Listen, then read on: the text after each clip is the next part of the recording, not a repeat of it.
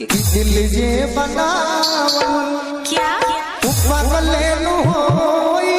अच्छा प्यार जे बनावल उ होई कसाई। डीजे प्रभु निकला नरघोनी बाद में बुझाई। घोटलो घोटाई ना एनी सजी मिठाई। प्यार के बाद हमारा भी मन पर हम डिस्टर्ब हो गए। समझी डिस्टर्ब तो इतना होते हैं कि सुबह कॉल मुझे आता है निशा जी ज्यादा उनके साथ मत रहिए। हम बोले हाँ नहीं भाई हम दूर भाई हम दूर है भाई इतना दूर है। तो हमने कहे डंका के चोट पर प्रेम को ले बन जाते हो।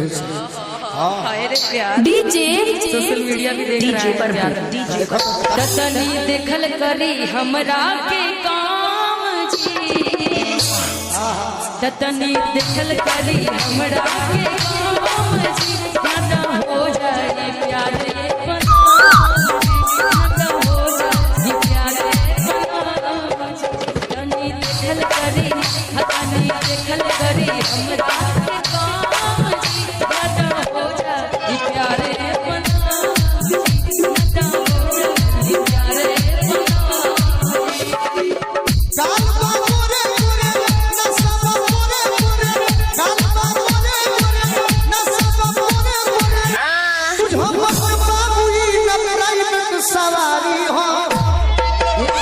हम जननी की प्राइवेट सवारी हो बाद में जननी। अरे किछुआ जनिए बाबू माल सवारी छुआ जनिए बाबू माल छुआ जनिए बाबू